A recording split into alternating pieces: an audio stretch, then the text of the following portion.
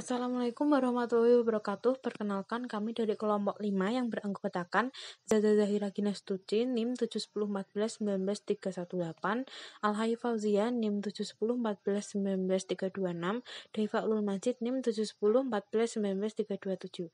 Di sini kelompok kami akan menjelaskan tentang konsep aset dan permasalahannya.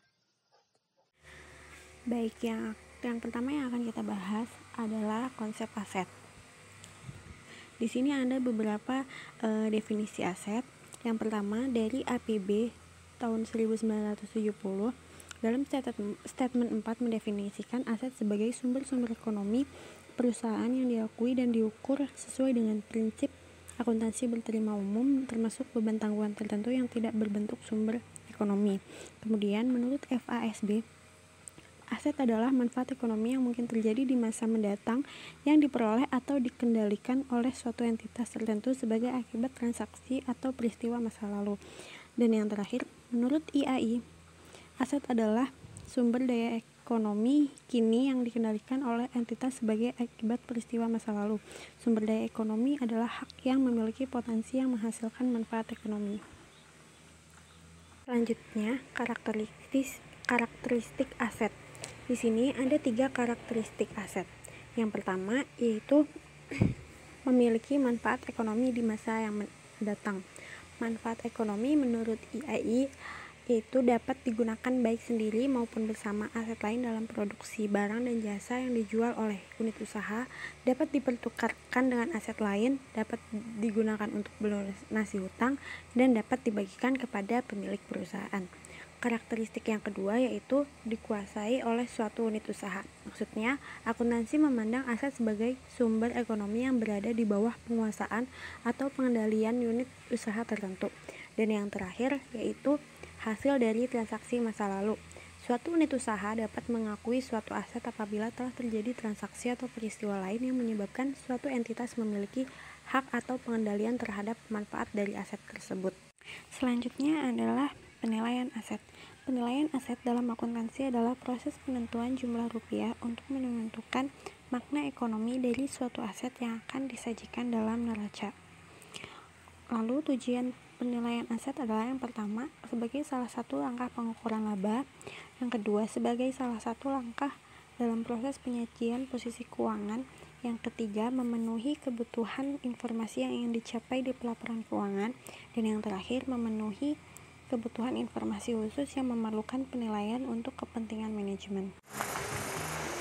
Adapun dasar penilaian aset yaitu yang pertama nilai keluaran atau output value yang menunjukkan aliran dana atau kas yang diperkirakan akan diterima perusahaan di masa mendatang sesuai dengan harga pertukaran output atau produk yang dihasilkan perusahaan.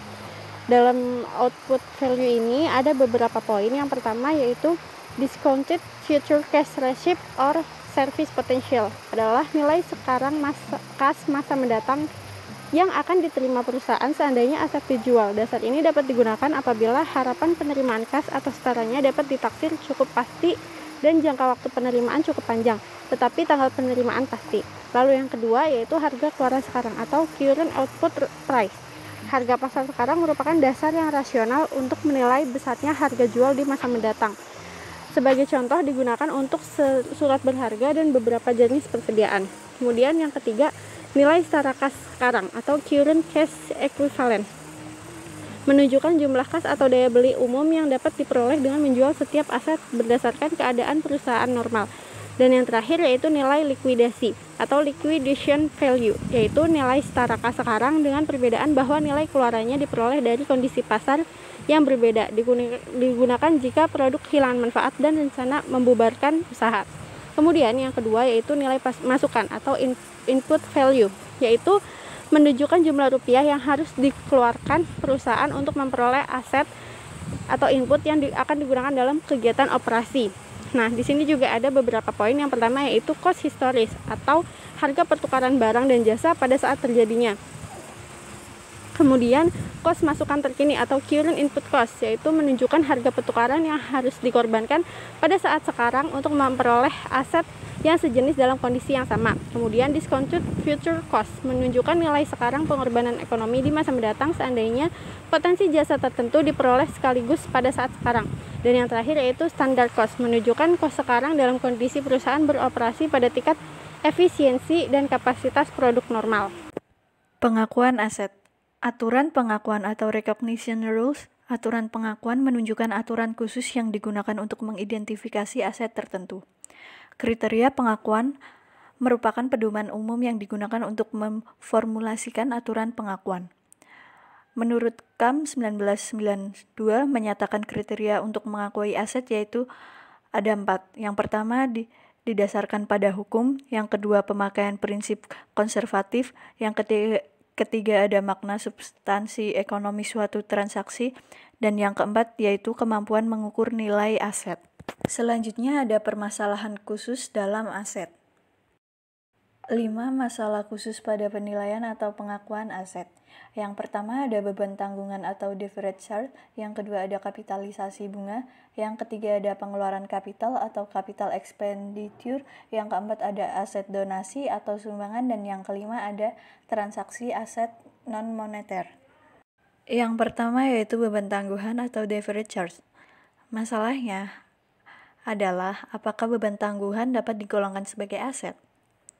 Nah, kriteria umum untuk menentukan beban tanggungan ada beberapa cara, diantaranya apakah kos jasa tersebut merupakan pengeluaran yang sah dan wajar, apakah kos jasa tersebut merupakan suatu faktor yang manfaatnya di masa mendatang dapat diantisipasi dengan mudah, kemudian apakah kos jasa tersebut merupakan jenis pengeluaran yang terjadi berulang-ulang setiap periode.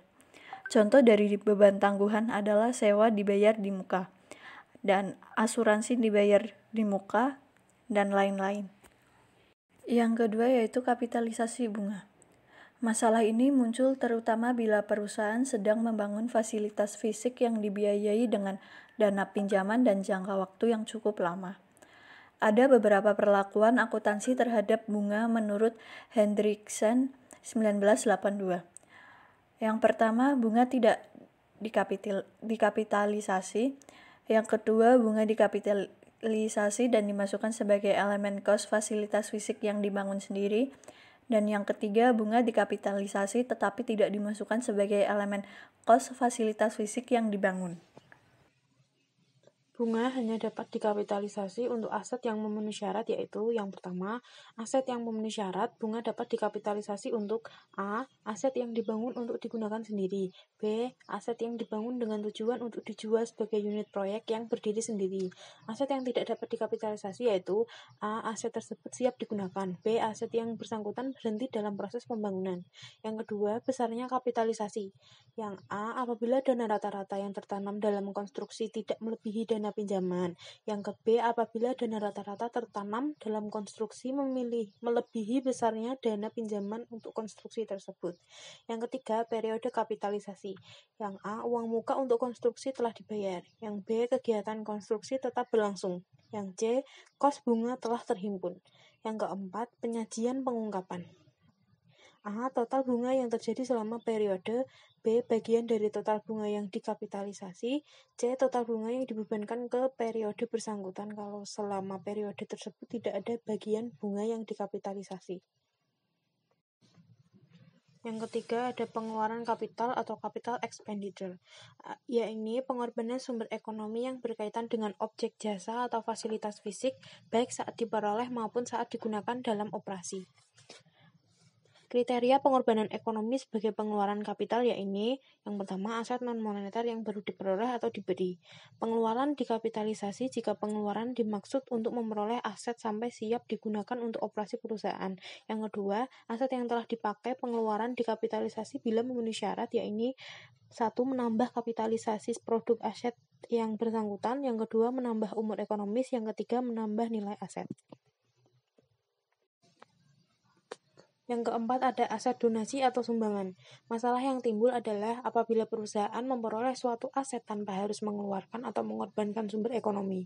Walau tanpa pengorbanan ekonomi, aset harus tetap dicatat. Oleh karena aset yang berasal dari sumbangan memiliki manfaat untuk menghasilkan pendapatan, maka aset tersebut harus ditentukan nilai wajarnya. Yang kelima ada transaksi aset non-moneter. Masalahnya muncul apabila pengorbanan ekonomi untuk memperoleh suatu aset bukan berupa kas, tetapi berbentuk aset non-moneter. Apabila aset yang diterima adalah aset yang tidak sejenis, aset tersebut dinilai atas dasar nilai wajarnya. Sedang untuk aset yang sejenis, penilaian dapat dilakukan sebagai berikut.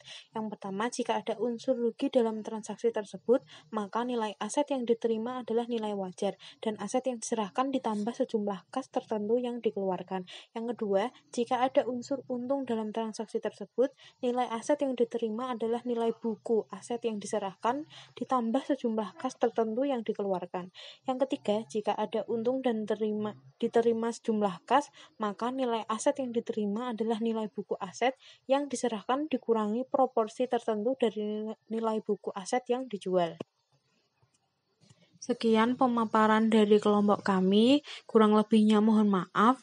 Terima kasih. Wassalamualaikum warahmatullahi wabarakatuh.